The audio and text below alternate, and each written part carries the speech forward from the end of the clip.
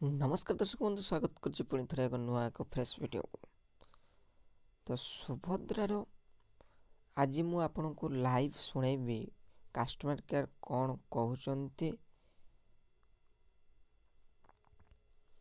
आपन जो provisional eligible list अच्छी अस्थायी योग्य तालिका आउ अस्थायी अयोग्य तालिकार नाम जो मानकर सब अच्छी आउ जो मानकर नाम नाही से माने पाइबे कि पाइबेनी कौन कथा फुल डिटेल्स आपण मानक मु सुनैबी लाइव कौन कहउचंती कस्टमर केयर।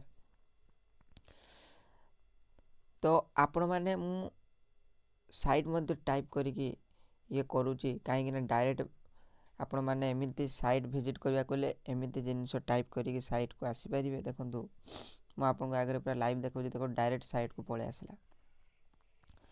तो जिनिस होची आज मु कहिबी जो योग्य जो अस्थायी योग्य तालिका और अस्थायी अयोग्य तालिका देखो ये लिस्ट आईडी अस्थायी हिताधिकारी तालिका लिखाई आपण मैंने ये जे कौन सिलेक्शन आपण कर सारा पर आपणकर एठी दुईटी जिनिस आसुथिबो। ए देखो धरा जाऊ ये पंचायत रे आपणकर अस्थायी योग्य तालिका रे गोटे लिस्ट अच्छी आ गोटे अस्थायी अयोग्य तालिका रे मध्ये एठी देखंतु लिस्ट अच्छी। तो आपणकर दुईटी जगार लिस्ट रे नाम जदि अच्छी बा एका बेले न हो जनकर योग्य तालिका रे अच्छी जनकर अयोग्य तालिका रे अच्छी किंबा आउ जनकर होची प्रत्याख्यान तालिका रे अच्छी, ठीक अच्छे। तो आउ जनकर देखो एक नंबर आपणकर तीनटी केस हो गला, तीनटी केस कौन थर्ड रे होची जार टोटाली कौन से नाम नथिबो कौन करिवे। तो वीडियो प्रथम शेष पर्यंत देखो कौन कहउचंती कस्टमर केयर आपन को मु सुनाउची। आउ हाँ भल लगे निश्चित लाइक और शेयर करूँ, सब्सक्राइब करके रखी नियंतु। भल मो इनफॉरमेशन दे थाए केमिति आपन पाइबे पैसा ये आउ 8 तारिख आउ मात्र हाथ देखो हो गला आउ दिने 2 दिन पर आपनकर मिलिबो। तो आपण चलतु मु शुणेबी आउ सब बेले सही कथा ही कहूची जो मानकर एनपीसीआई क्लियर नहीं क्लियर करनियंतु, स्टेटस चेक करनियंतु, स्टेटस चेक करके डीबीटी एनेबल करेंगे सी मध्य आपणकर निहाती दरकार। आउ जो मानकर लिस्ट रे नाम भी नहीं से माने भी वरीड हवा दरकार नहीं, निश्चित अपेक्षा करंतु निश्चित आसीबो। तापर जदि न आसे कौन करा जिवो प्रभात मैम तो कहि पर्सनाली कनेक्ट हेबे। तो चलतु शुणिबा।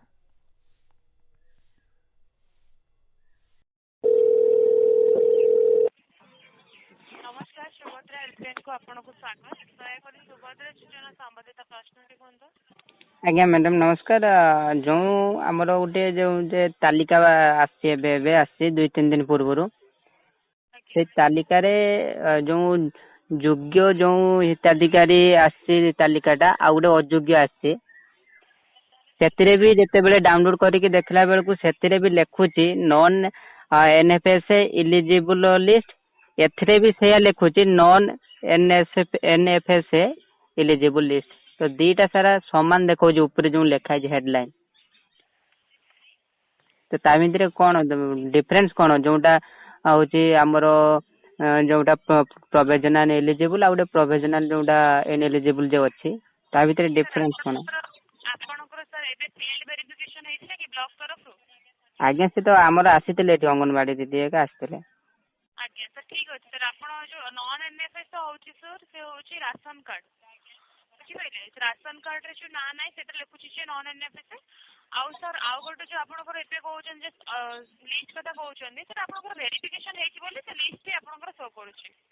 ठीक अछि सेतरे लिखा है जे कोन फास्ट रे कोन प्रोविजनल एलिजिबल आ गोटे प्रोविजनल कोन लिखा है इनएलिजिबल, ता माने अस्थायी योग्य अस्थायी अयोग्य लिखा है ए दीटा। तो आज्ञा ए दीटा रे किंतु जते बेले पीडीएफ डाउनलोड कर साला परे लिखा है जे ऊपर हेडलाइन सेया माने लिखा है जे कोन ना योग्य लिखा है जे एतरे अयोग्य लिखा है किंतु जते डाउनलोड कर साला परे से लिस्ट रे सेठी आ अयोग्य लिखा है नै योग्य लिखा होजी।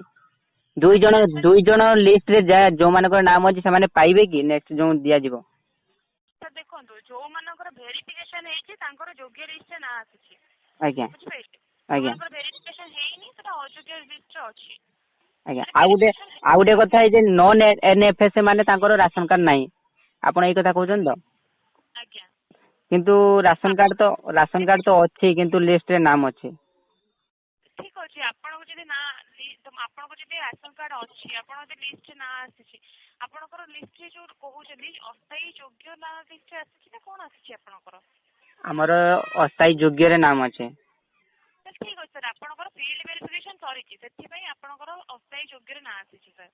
ଆଜ୍ଞା, ତ ଏଇଟା ଯଦି ହଉଛି ଆପଣଙ୍କର ସରିଯାଇଛି ଆଜ୍ଞା ତାହେଲେ ସାର୍ ଆପଣ ଡେଟ୍ ଏବେ ପର୍ଯ୍ୟନ୍ତ ଡିକ୍ଲେୟାର ହେଇଯାଇଛି 8 ଆଜ୍ଞା ତାରିଖରେ ଯୋଉ କିସ୍ତି ଆସୁଛି ଆପଣ 8 ତାରିଖ ପର୍ଯ୍ୟନ୍ତ ଅପେକ୍ଷା କରନ୍ତୁ। ଆଜ୍ଞା ଆପଣଙ୍କର ସାର୍ ବ୍ୟାଙ୍କରେ ଡିବିଟି କିସ୍ତି ସହିତ ଆଧାର ସେଟିଂ କରିଛନ୍ତି?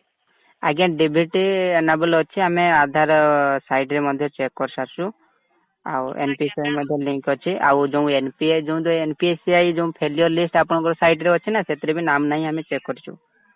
ତାହେଲେ ଠିକ ଅଛି ସାର୍, କିଛି ଅସୁବିଧା ନାହିଁ। ଆପଣଙ୍କର ବ୍ୟାଙ୍କ ଆଉ ଆଧାରରେ ଯୋଉ ମୋବାଇଲ ନମ୍ବର ଲିଙ୍କ କରିଛନ୍ତି, ଗୋଟେ ମୋବାଇଲ ନମ୍ବର ଲିଙ୍କ କରିଛନ୍ତି ଆପଣ? ଆଜ୍ଞା, ବ୍ୟାଙ୍କ ଆଧାର ଗୋଟେ ନମ୍ବର ଲିଙ୍କ ଆଗରୁ ନଥିଲା, କିନ୍ତୁ ଏବେ ଗୋଟେ ହିଁ ନମ୍ବର କରିଦେଇଛୁ। ଠିକ ଅଛି ସାର୍, ଆପଣ 8 ତାରିଖ ପର୍ଯ୍ୟନ୍ତ ଅପେକ୍ଷା କରନ୍ତୁ। ଠିକ ଅଛି, ଯଦି ଆପଣଙ୍କର ସବୁ କିଛି ଦେଇଛନ୍ତି ଅପଡେଟ୍ କରିଦେଇଛନ୍ତି ତାହେଲେ କିଛି ଅସୁବିଧା ନାହିଁ ବୁଝିପାରିଲେ। ଯଦି ଆପଣ ସରକାରଙ୍କ ତରଫରୁ ଡକୁମେଣ୍ଟ ଠିକ ରହୁଛି, ଆପଣଙ୍କର ଏଲିଜିବୁଲ ଅଛନ୍ତି, ନିଶ୍ଚିତ ରୂପରେ ଆପଣ ସୁବିଧା ବି ପାଇପାରିବେ। ଆଜ୍ଞା, NPCI ଯୋଉ ଯେ ଆପଣଙ୍କର ଏଇ ଯେ ଫେଲିୟର ଲିଷ୍ଟରେ ନାହିଁ ମାନେ ଆମେ ସିଓର ପୁରା ଆମର NPCI ଠିକ ଅଛି ତ? ଆଜ୍ଞା ସାର୍, ଯୋଉମାନଙ୍କର NPCI ଫେଲିୟର ଅଛି ତାଙ୍କର ଲିଷ୍ଟ ଆସୁଛି ଆପଣ ଯୋଉ ନାଁ କହୁଛନ୍ତି, ଆଉ ତାଙ୍କୁ ବ୍ୟାଙ୍କ ତରଫରୁ କଲ୍ କିମ୍ବା ମେସେଜ ମଧ୍ୟ କରାଯାଉଛି। ସେମାନେ ଯାଇକିନି ବ୍ୟାଙ୍କରେ ତୁରନ୍ତ ଯୋଗାଯୋଗ କରୁଛନ୍ତି। ଯଦି ଆପଣଙ୍କର ସେମିତି କିଛି ଆସିନି ତାହେଲେ କିଛି ଅସୁବିଧା ନାହିଁ ଆପଣଙ୍କର। ତାହେଲେ ଠିକ ଅଛି।